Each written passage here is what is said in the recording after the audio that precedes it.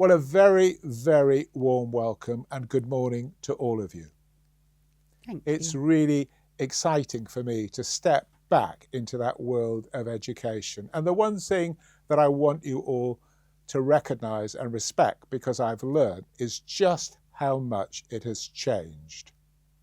If I tell the war stories of what I was involved in school, people look at me, who are current teachers, a bit wearily, kind of going, it's not like that now. And we don't do it in that particular way, become the sort of speeches. So a very warm welcome to all of you, and I'm on your side. If I have a passion in my life, it's about education. I could rewrite Tony Blair's speech, education, education, education, because for me, it is the most significant change agent that we have at our disposal. And how we can neglect it and not raise it top of the agenda of any political speech. And I would suggest that because we're going to go into some sort of leadership election quite soon, it will not be the top agenda, and yet it should be. For me, it should be the most important topic that the leadership should show and set out to show that with education, it's not about technology, it's about education, which will make the difference. If I hear another speech from somebody telling me it's all about AI, it's not about AI, it's about education. And education is how much we've encouraged those people to read and to learn in their life. So when I've been doing podcasts with people, every one of them can look back and remember, sometimes with a lot of affection, teachers who influenced them tremendously in their lives. I can, and most of the people I speak to on podcasts can. So as a first part of your introduction, can you just tell me who you are, what you do, and why you're here, and then what is your superpower? So can we start with you, Christopher? Absolutely. Good morning, Martin. Good morning. All.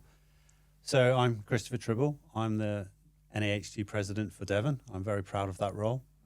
I'm also a serving maintained primary school head teacher, and I'm very proud of that as well. In terms of a superpower, I would say relentless tenacity.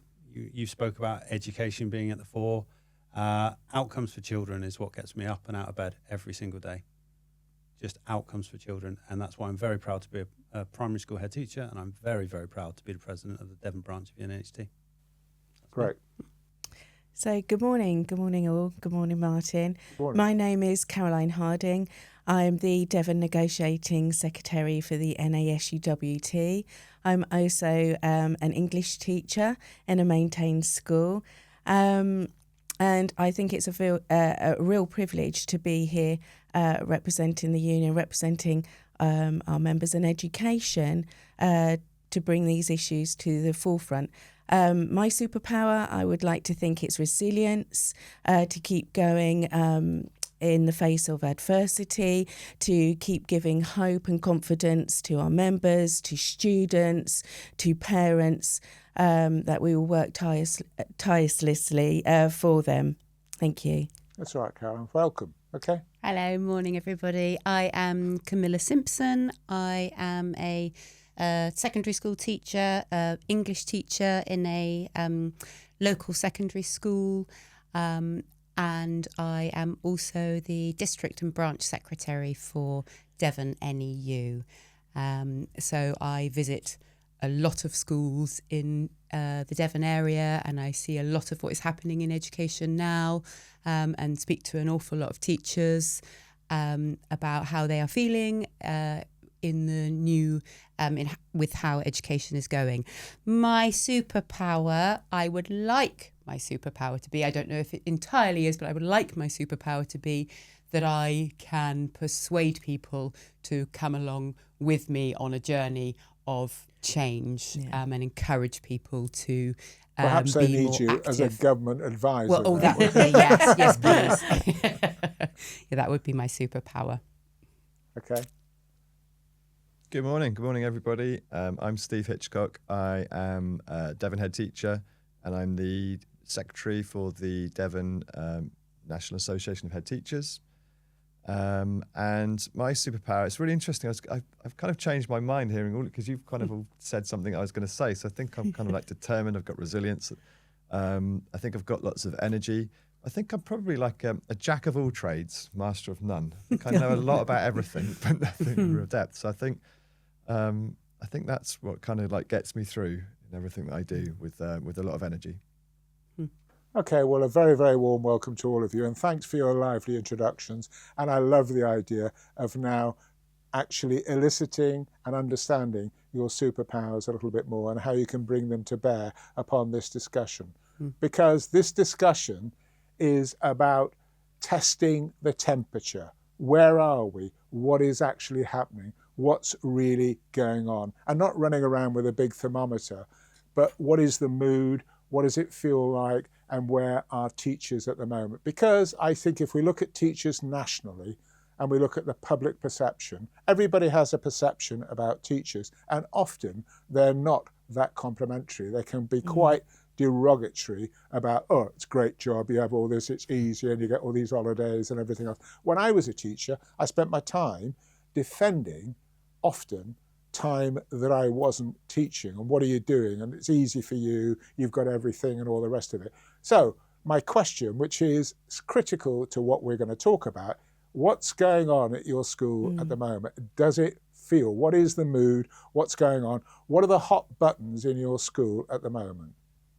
Can I just interject a second, because I think that question about people being derogatory towards teachers, I think is something we should speak to first of all. Yeah. Because when people say that to me, particularly politicians, I say to them, well, if you think we've got fantastic holiday and fantastic pay, why does no one want to be a teacher anymore? Yeah.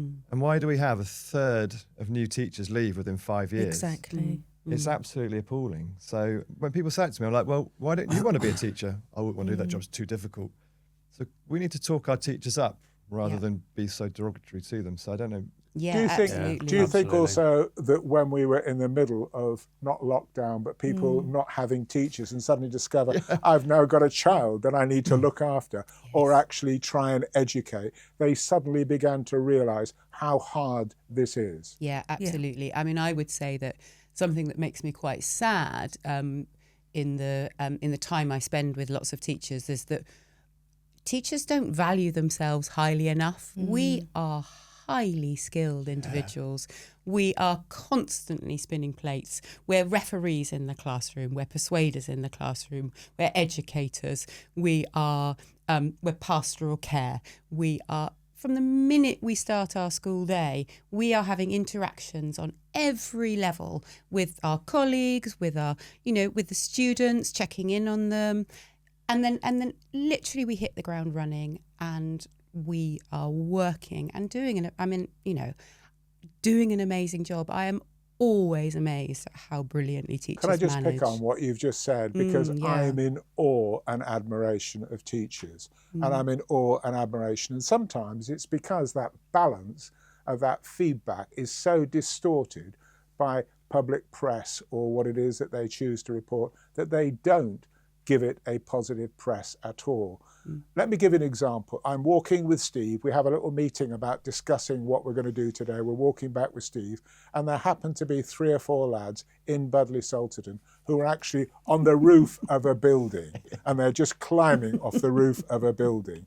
And Steve looks at one of them, doesn't chastise them, doesn't admonish them, just calls them by their name. Their whole demeanour and the way that they behaved fundamentally changed in that instant. And I thought, that's the power of knowing them. And instead of just seeing them as someone who was climbing off a building that they shouldn't be on top of, he actually could immediately go back into his brain and remember who they were, and what their experience was, and what his association was with them in school. It changed fundamentally the conversation. And I think at the moment, I would actually support what you're saying.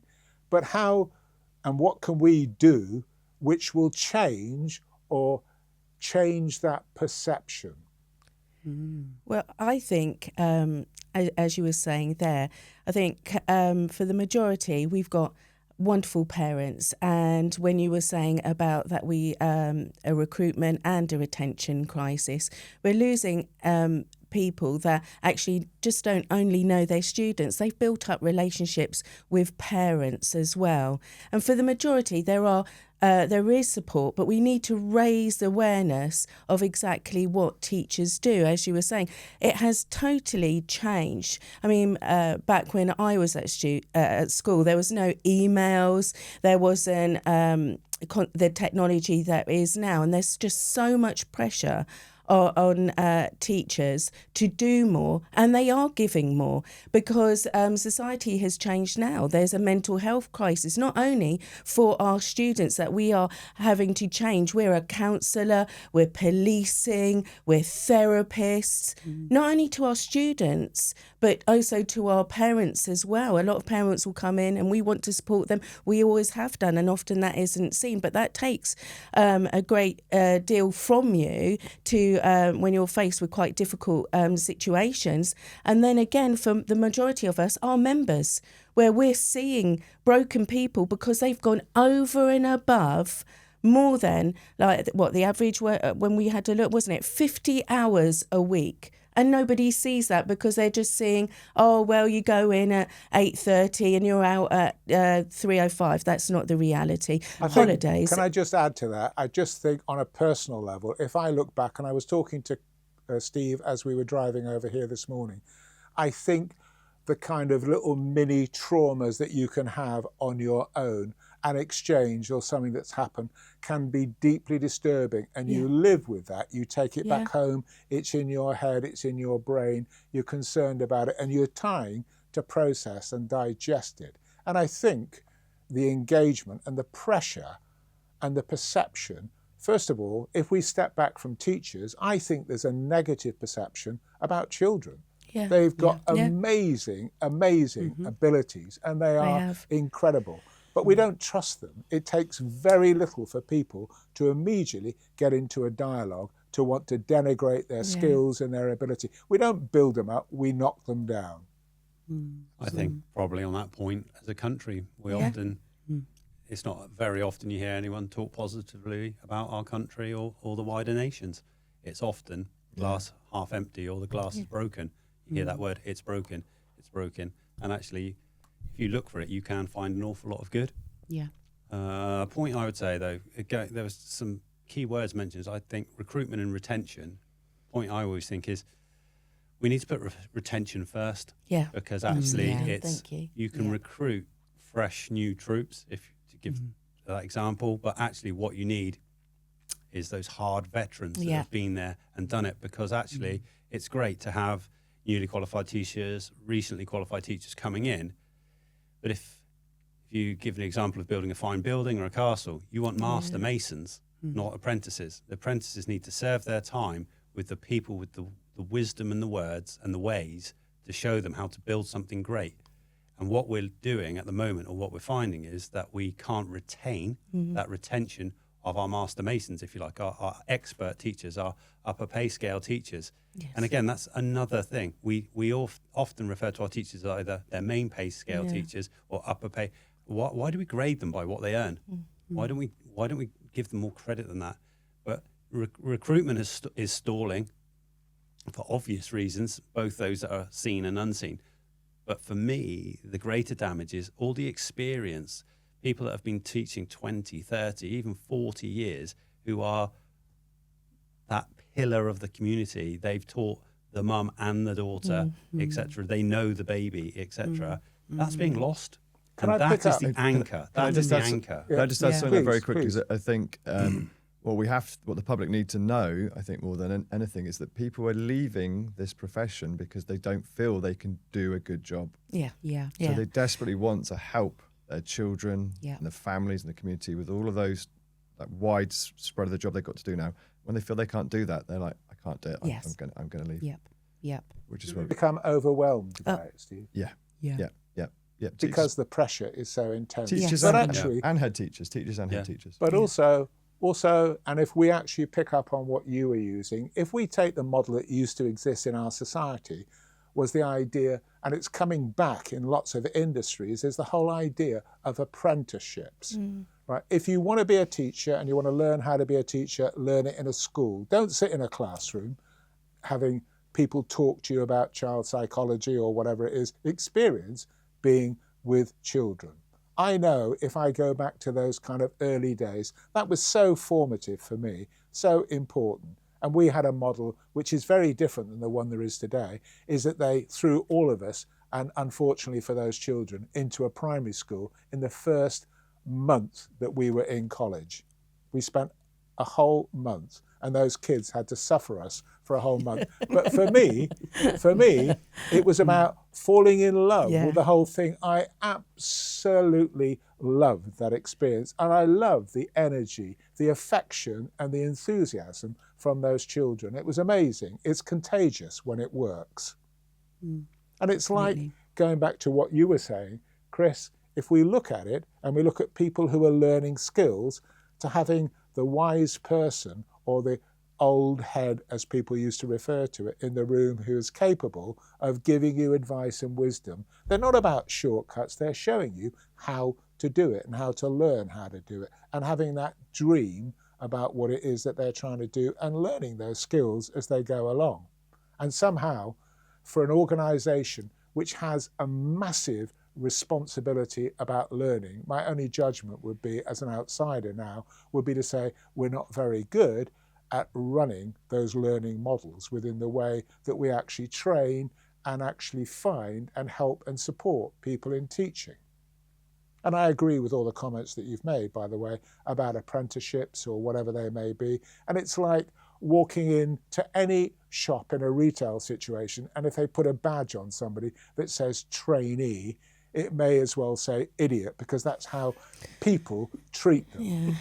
They look at them and kind of going, oh, whatever. When I was teaching, it would be, oh, you've got a supply teacher, as though that was somehow substandard. We've just got anybody who's going to just be there. And why have we done that? Why do we want to create this segregation that we've created, that you were talking about?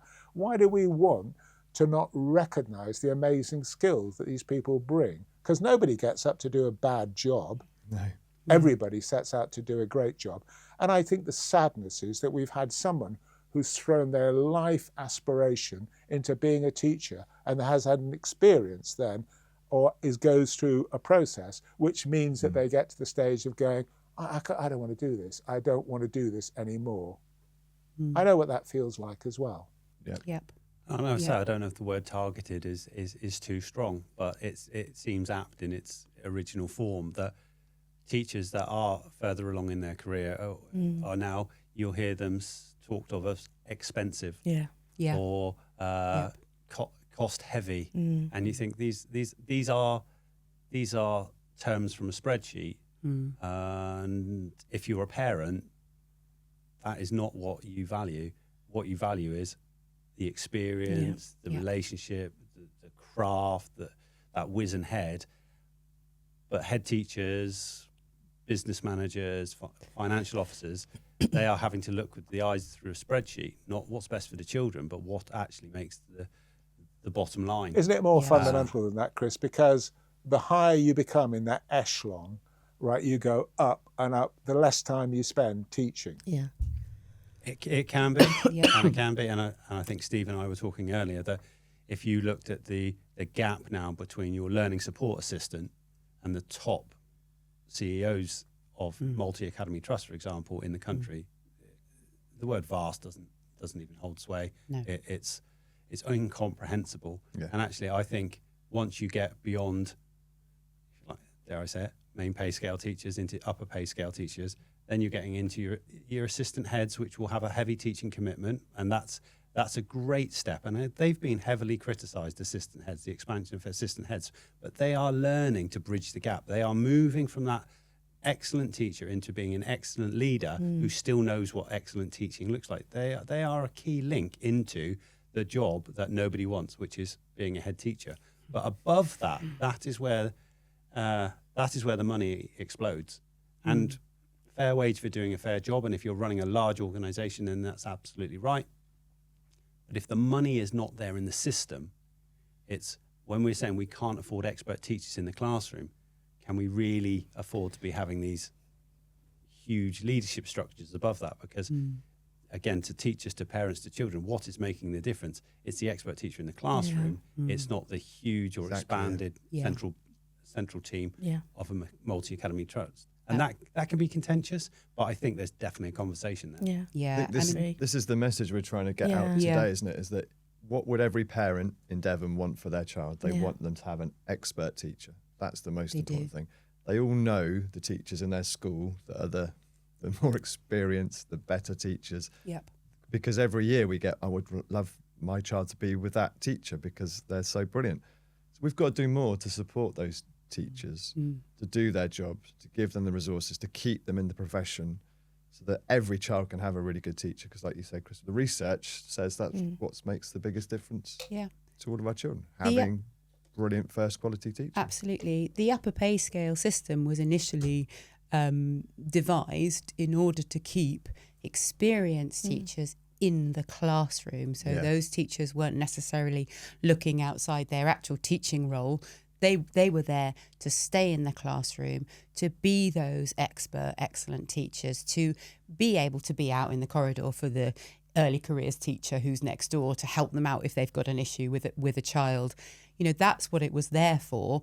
Unfortunately, like Christopher has just said, you know, these teachers are being pressurized or moving on or being asked to be given more and more responsibility. They're told they're expensive. They have to prove their worth in ways that are more able to fit on a spreadsheet, less tangible. So they are proving their worth by having to do extra responsibility. I talk to a huge number of teachers in primary school who say, I've been teaching for 15 years, but I'm not on upper pay scale because I can't take on any more responsibility. I've been asked, in order to be on upper pay scale, and I'm being told I need to do more, and I can't do any more. And so, which is tragic, really. So have we produced a structure which has inhibited or restricted the advancement of the talent? If we looked at it as a talent pool, so we're not doing a great job in terms of, first of all, recruiting the right people, helping and supporting those people into that talent pool, and then helping them through their career. And the whole structure where money is the deciding factor all the way through, and budgets will determine what it is that people do and how it is that they do those. Are we leading the thing by the wrong thing? In my opinion, we're managing a decline of our resources. So when you have a reduction in the amount of resources that you have and funding into schools and expectations are going up, that's where you have to spread that strain on fewer staff. And it just doesn't work. Teaching is already challenging, overly challenging. So that's why we're at breaking point. Yeah. So you as a head teacher have got your tub of butter and you've now got to spread it really thinly because you've got such a vast expanse to spread it over. We've got less butter to spread. We've got fewer pieces of toast to spread it on, but more mouths to feed. Yeah.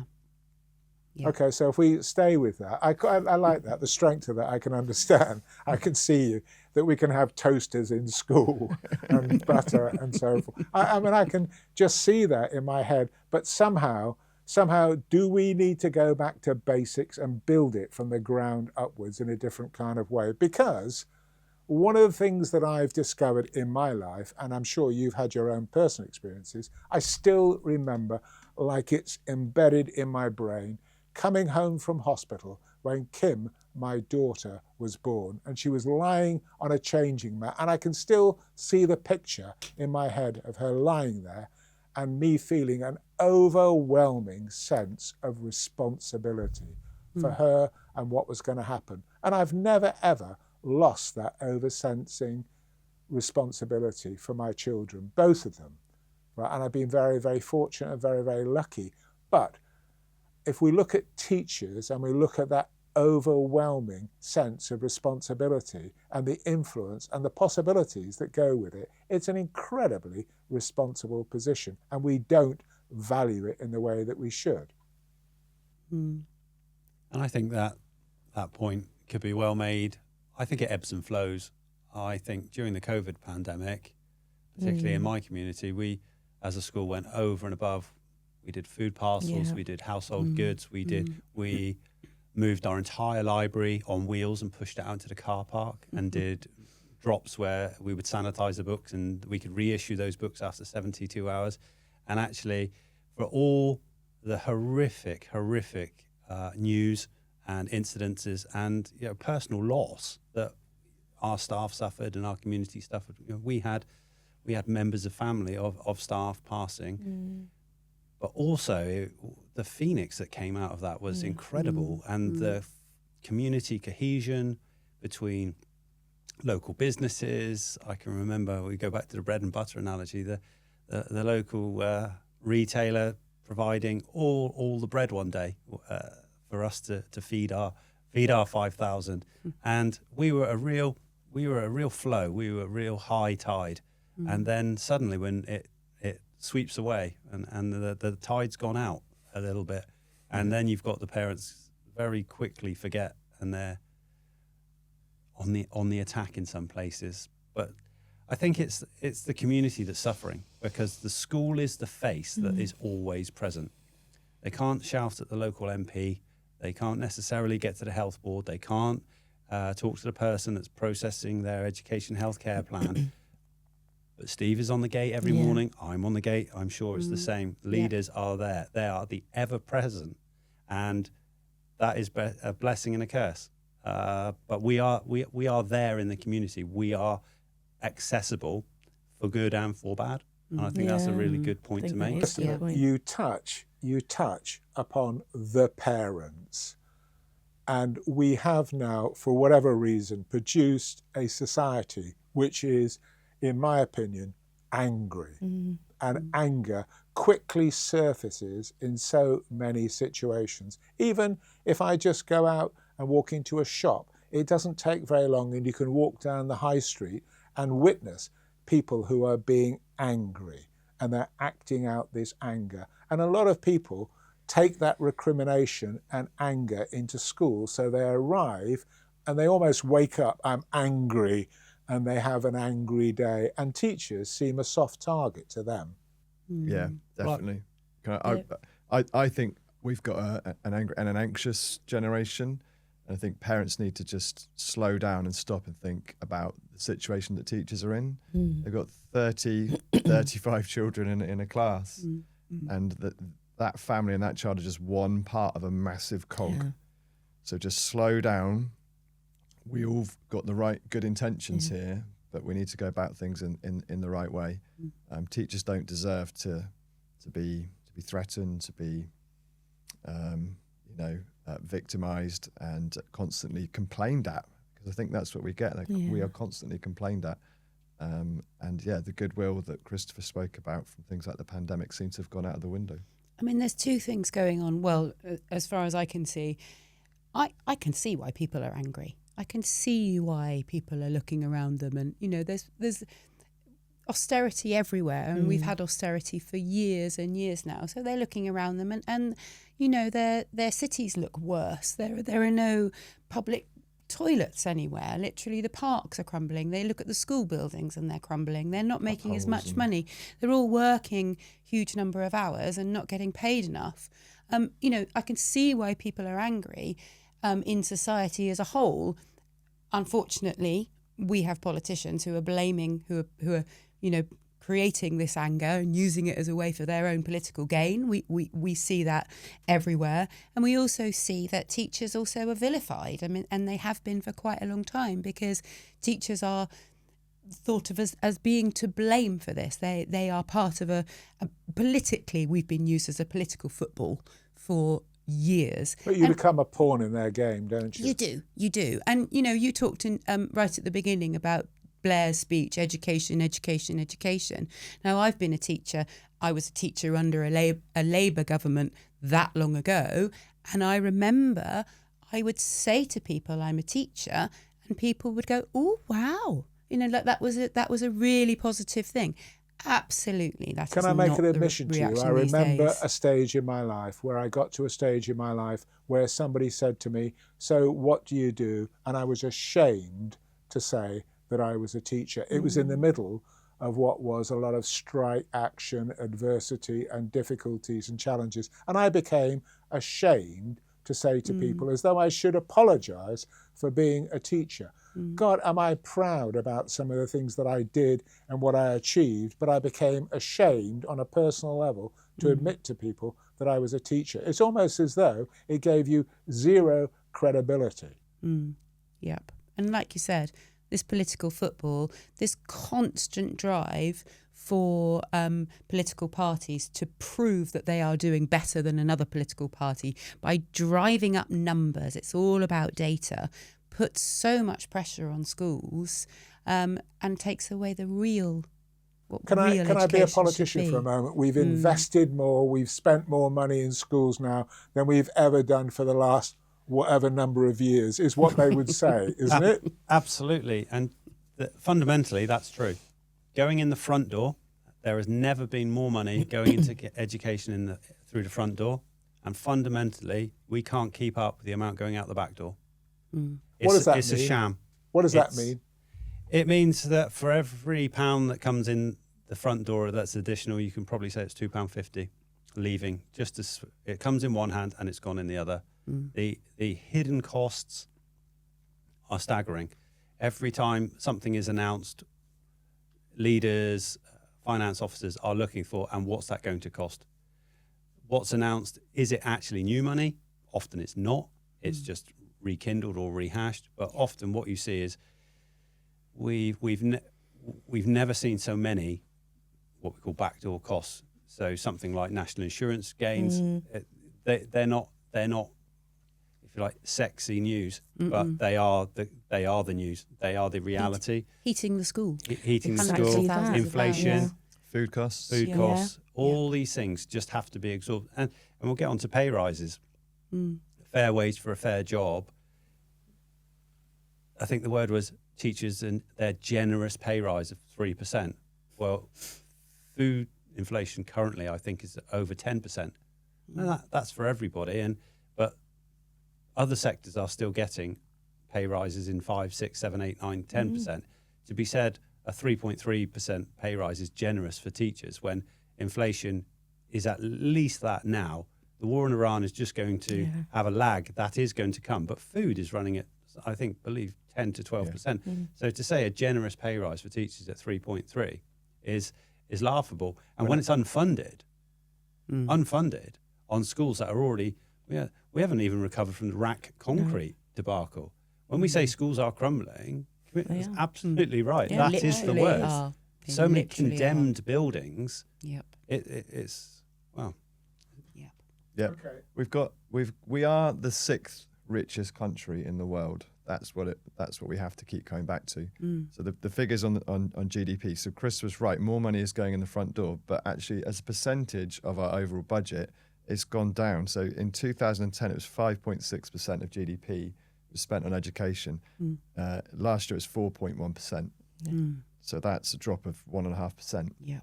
So politically, we don't believe that schools are worth as much as they used to be. Yep. And our costs are going up. More's going out the back door. It is making a significant difference to what we can provide. But how do we not listen and make the same parallel when we hear people talk about running a small business, whereby their costs, their fixed costs, their rent, their tax liability, their tax that their national insurance are paying, minimum wages, are all have an implication in terms of their expenditure. We don't look at schools as being someone who has to balance their books, but the reality is every school has to try and balance its books. Is it about the money or is it about the morality? Who's going to answer that? Oh, my goodness me. Well, you'd have to say they're all absolutely intertwined, wouldn't you? Absolutely. No, I was going to say no, absolutely. I don't think agree. you can untangle either. Yeah. Have they become so complicated that the problem becomes so complex that you can't untangle it? Because I find it very hard, and we need to somehow be able to paint a picture to people by saying, here is the money situation and here is the morality. Does it mean to say that the future a choice that we're going to make about a child is about doing something that's about the money or about the morality. What are we going to do? Do you know, I think people need to look past the rhetoric and the headlines and actually use their eyes and see what's going on in schools. Because if you're a parent in a school, you can see that the teachers are working really hard. You can see that staff are leaving and they're not being replaced. You can see that parents are being asked to provide more themselves, more fundraising, more contributing, whatever it might be, stationery and that sort of thing. So I think it is happening in front of their eyes, but they're choosing to believe the headlines over what's actually in front of them. Everyone knows a teacher, don't they, as well? Yeah. So if you speak to a teacher, find out the reality, because we are then having to make really hard decisions in our schools about where those resources go. It's like playing God. We are the National Education Union. We have 500,000 members in this country, and we have been looking at how on earth we can help to save education. Our Save Education campaign, we've recently balloted our members regarding the offer that teachers are being given for their pay rise, and also the fact that it is, as Christopher said, it is unfunded.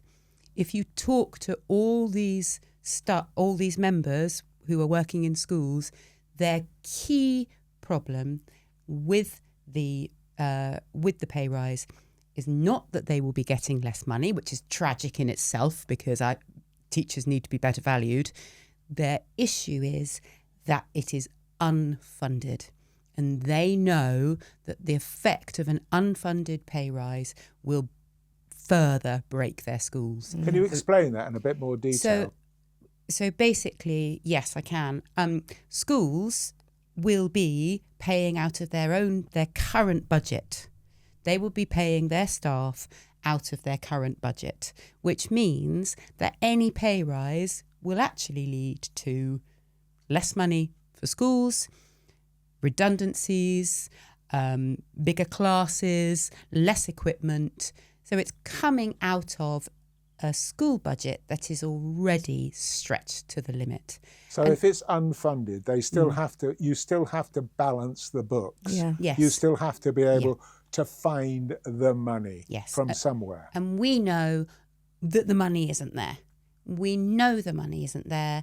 And the staff, the teachers that you speak to, I don't think that many of our members would have voted to go out on strike if it was just about a pay rise, which I find tragic anyway, because we're professionals and we ought to be being paid, in the same level, yes, absolutely a fair rate.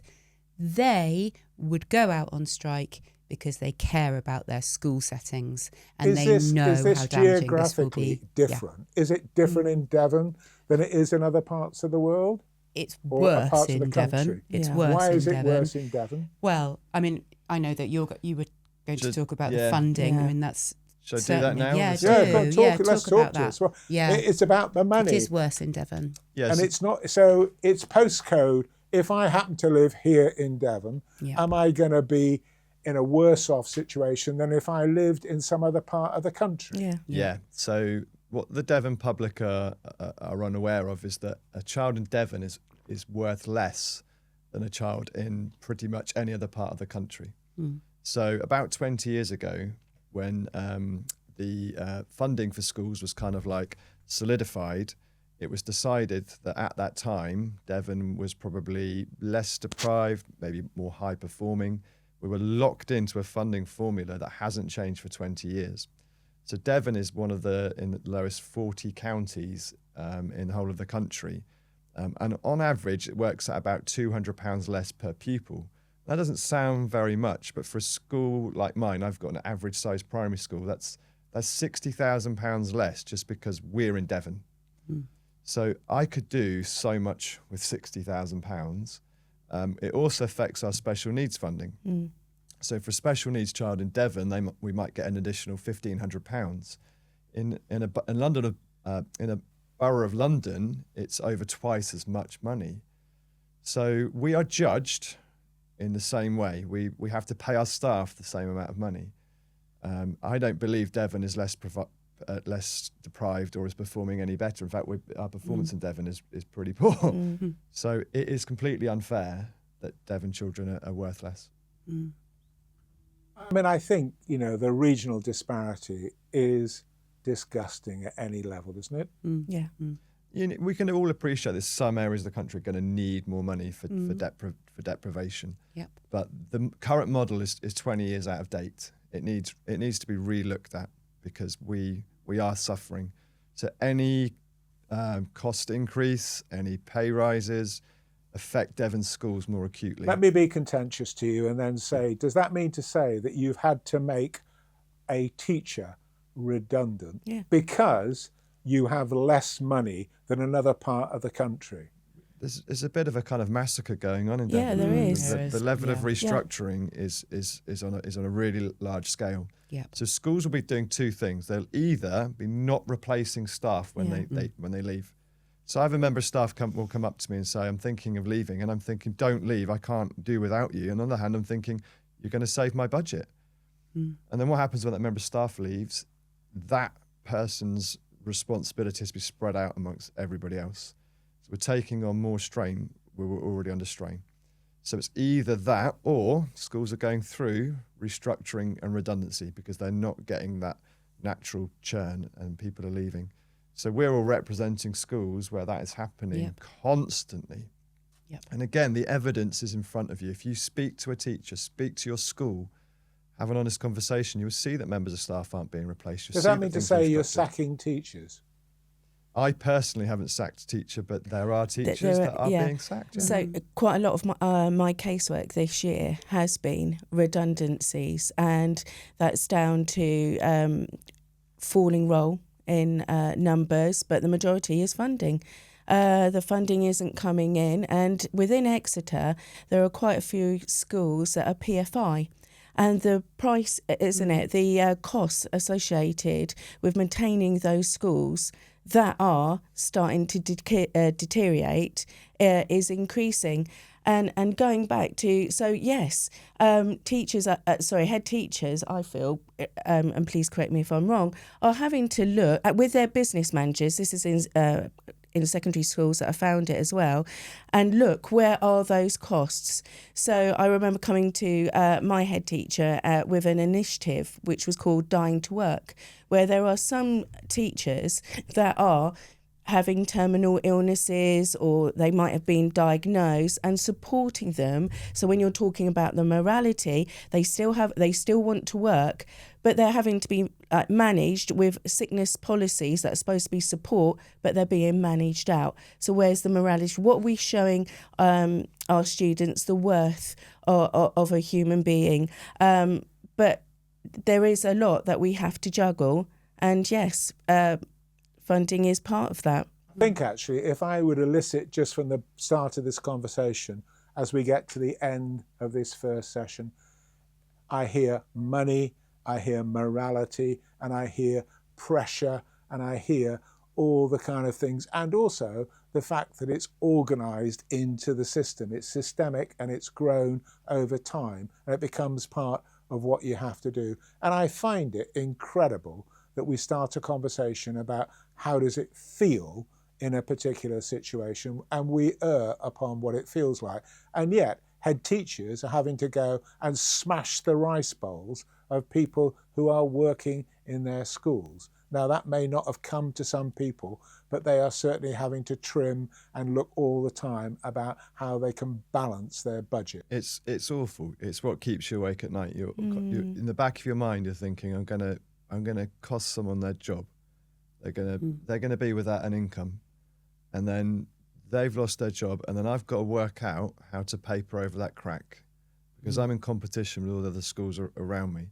So how do I make out that we're still doing a really good job but with less resources? Yeah, it's an absurd situation. I had a conversation with a head teacher just the other day when we were talking about a role that was being made redundant of a special educational needs coordinator, and I said to them, how is this role now going to be covered? How is your school going to meet the needs of your SEND students?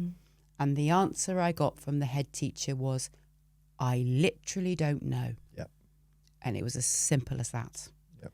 And that's Okay. tragic to me. We are all trying to move to a new normal that is just terrifying and morally corrupt, really, because it's the children that are going to suffer at the end of the day. More staff will leave, more children won't get their needs met when children's needs are already increasing.